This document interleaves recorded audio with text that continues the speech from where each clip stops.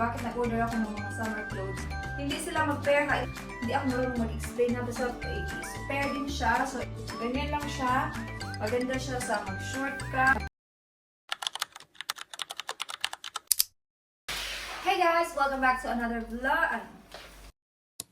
So, hey guys! Welcome back to another video. So, today I'm going to do another try-on-haul video. So, nabili ko na naman sila sa Shein. As you can see the title ng video na to. So, yeah, so papakita ko siya sa inyo. Hindi ko alam kung ikikip ko siya lahat. Kasi, hindi ako sure. Kaya nga, try natin sila na kung magustuhan ko sila. So, by the way, yung mga size dito is size extra small. Hindi ko din akalain na mag-order ako ng size extra small. Kasi, ang alam ko talaga, petite ako sa Shein. So, kaya try natin sila, no? So, yung tatlo dito, dumating siya after 2 or 3 days. Tapos, yung another tatlo is dumating siya after 6 days. So, mabilis lang siya. So yeah, let's get started. First outfit. So, mag-pair na sila. So, mahaba yung trouser pa. Pero perfect siya sa akin. Ang ganda ng kulay. Gusto ko talaga yung mga kulay na ganito. Yeah, so, the reason why na nag-order ako, just in case magtanong kayo, bakit nag-order ako ng mga summer clothes? To think na medyo malamig na dito sa UK. Kasi diba, uuwi kami next year. So, itong mga damit na to is para sa Pinas. Kasi, mag-holiday kami somewhere pag nandun na kami sa Pinas. So, yeah. Diba? Napaka-comfortable niya. Hindi ko ma-explain yung tila. Parang Lenin pa tawag nito. Pero hindi din siya Lenin. Basta, maganda yung tela niya. Napaka-comfy, napaka-soft. Diba? Outfit number 1. Hayaan nyo na kasi kay Kira to. Pero i-try natin ba? For example lang, nasa holiday tayo.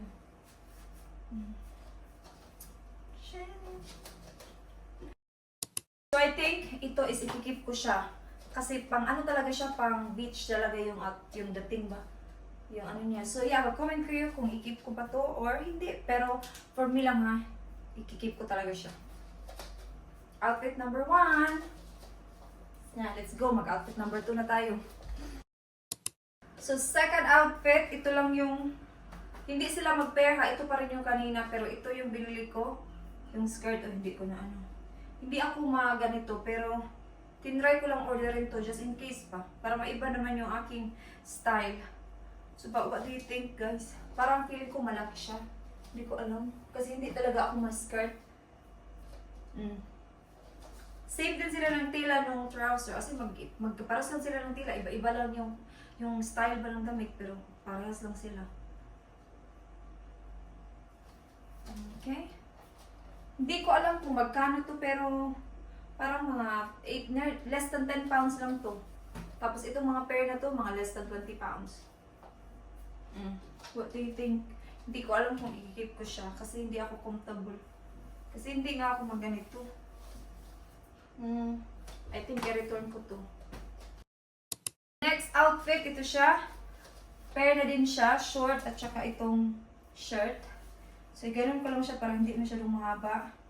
Maganda siya sa summer kasi soft, light lang siya. So, pag mainit sa Pinas, bagay na bagay ito. May iba-iba silang kulay nito. So, I think i-keep ko din to. Gustong gusto ko yung parang may pabatones dito ba. So, comment like, if nagustuhan nyo din.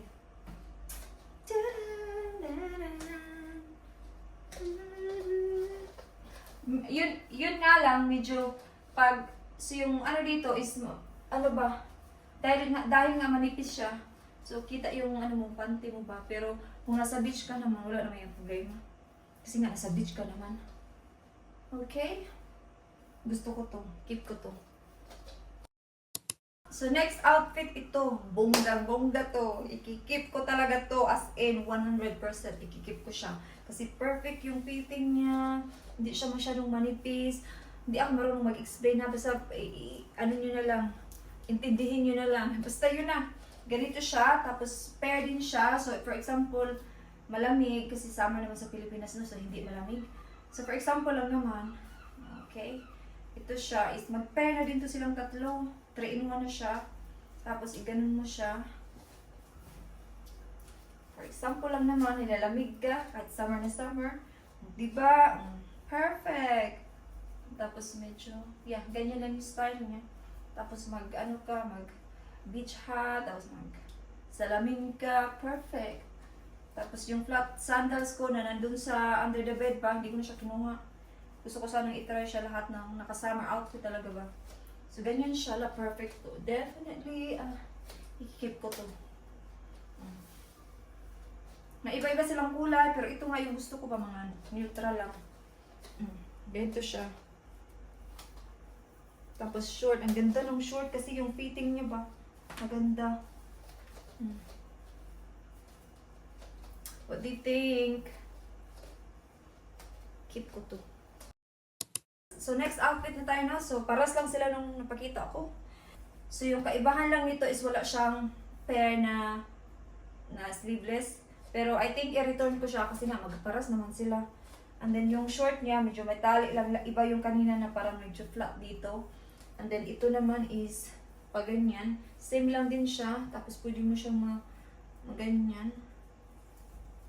Well, paras lang sila. So, I think i-keep ko yung isa at i-return ko to kasi there's no point. Kaparas lang sila ng style. Ano? So, yeah, next outfit na kasi return. Next outfit na tayo. Ginamit ko ulit.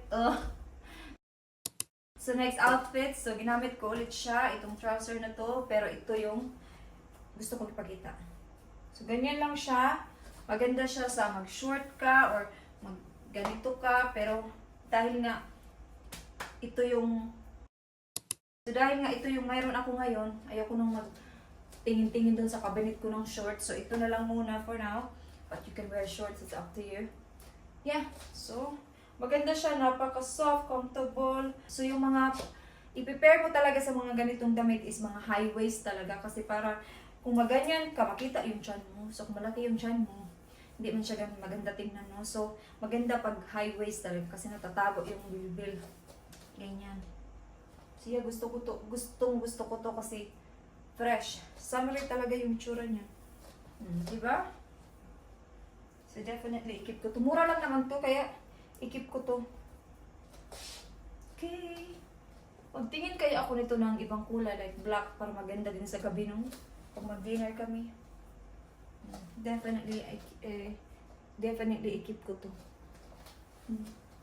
Tapos mag-tan pa ako masyado no sa beach. Grabe, ang ganda-ganda. Okay, keep. So, ito yung last na. Kasi parang 6 lang ata yung pinakita ko nun. So 6 lang yung in-order ko. Ito yung last mini dress na may mga butas-butas dyan. So, kung comfortable ka maglakad-lakad, may bikini, then this is nice.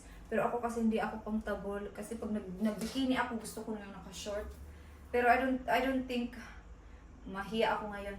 I don't think mahiyain ako this time kasi parang nasali naman ako dito sa UK na walang pakialam. So, pag pupunta kami sa beach, na ako mag-bikini kasi nasa beach ka naman. Alam nga naman maligo ka naka-dress.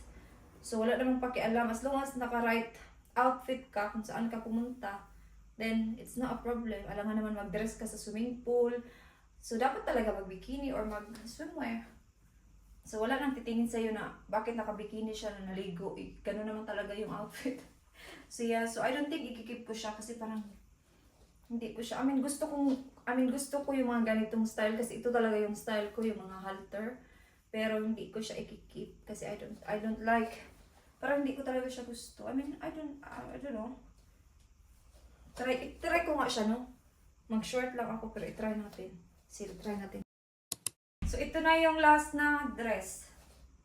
What do you think? Okay naman yung length. Perfect sa akin kasi maliit ako pero hindi ko siya ikikip. Parang hindi ko na siya nagustuhan. Pero maganda siya. Naka-ano lang ako, parang naka-cycling short. Pero ganda niya, napaka-light. Maybe magpili ako ng ibang kulay kasi parang naman akong... maganda naman siya. What do you think? Ikip ko ba siya or... What do you think guys? Ikip ko ba to or... I-return ko? Comment down below. So yun lang naman no, lahat ng pinakita ko sa inyo. Size extra small. And sana nagustuhan nyo din kasi nagustuhan ko din yung mga napili ko. Pero yung 2 or 3 i-return ko siya kasi halos magkaparas lang sila ng style. There's no point keeping the same style. siya sayang sa pera. So, yeah, so don't forget to leave your comment kung ano yung mga gusto niyo doon, or if you want more try on haul video. Kasi enjoy naman siya, no? Pero hindi lang ako marunong bang mag-explain, at saka yung time ko is very limited, so medyo madalian. But hopefully next time, pag di off ako, at para hindi ako magmadali, ba? Kasi like now, mag 8:30 na, tapos kakain pa ako, tapos pupunta pa ako sa work. I need to rush myself. So so thank you so much guys for watching this video. I hope to see you guys on my next one. Bye-bye!